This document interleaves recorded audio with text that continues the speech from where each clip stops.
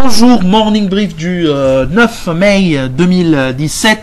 Un début de semaine plutôt soft pour les bourses maghrébines avec peu d'actualité. Par exemple, pour la bourse de Casa, il y a eu la conférence d'hier de Tijari UFA, banque où M. Kettani a présenté un peu la stratégie du groupe à travers la dernière acquisition en Égypte, la plus importante de l'histoire de la banque marocaine.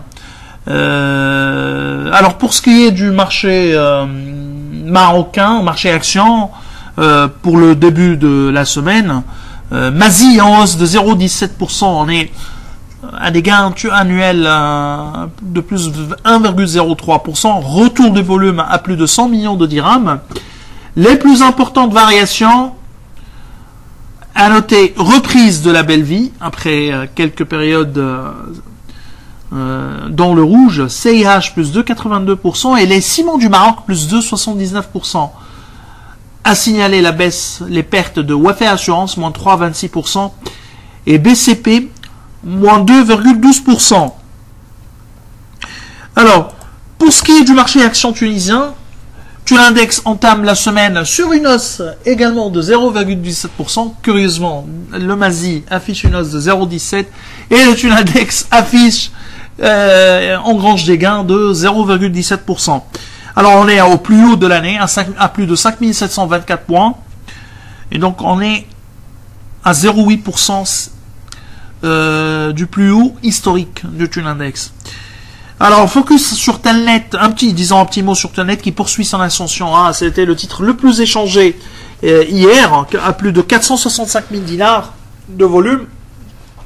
Sur une année, Telnet affiche une hausse de 57%. Énorme comme hausse, mais nous on est à alléger actuellement.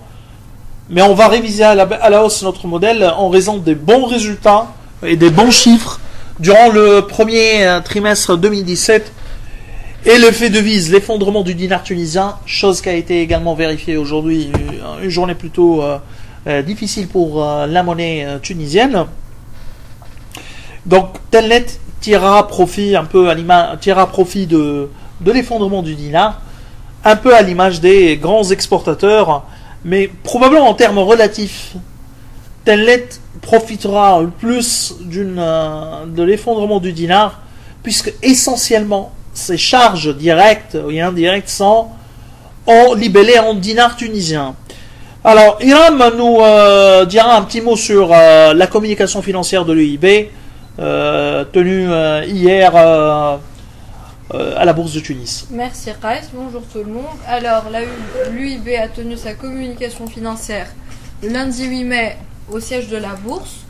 Nous avons assisté à une intervention massive de plusieurs spécialistes de la banque. Chacun a ainsi présenté les rétrospectives, les chiffres et les projets futurs de la banque. Donc une modification ainsi du business plan a été effectuée au vu des résultats et des performances réalisées pour l'exercice 2016. Donc, contrairement à ce qui a été annoncé dans le cadre du document de référence UIB 2016. Le résultat net en 2016 est en hausse de 18,4% par rapport à l'objectif annoncé précédemment. Pour l'année 2017, le résultat net estimé est de 82 millions de dinars contre 73 millions de dinars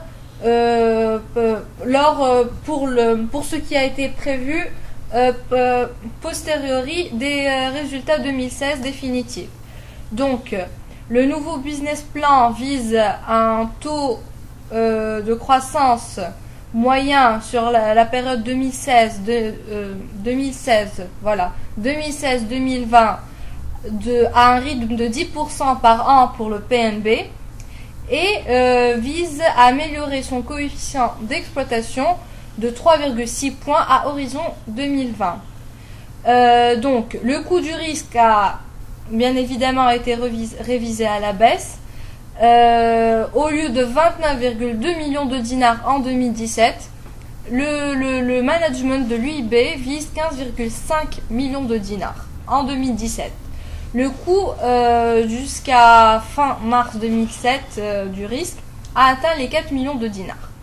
Donc tout au long de la séance, la banque a mis un point sur le fait qu'elle vise à la diversification de ses perspectives, de son revenu et d'accompagner ses clients sur tous les points.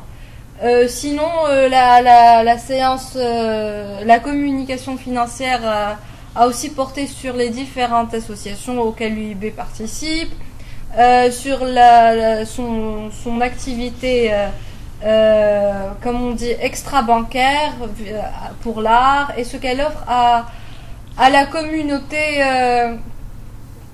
à son environnement, comme on dit. Donc voilà. Merci Hiram. Et surtout que l'UIB dispose de la plus grande collection de tableaux d'art en Tunisie. Ok, c'est une information très utile pour les actionnaires. Alors je vous remercie. Au revoir. À demain.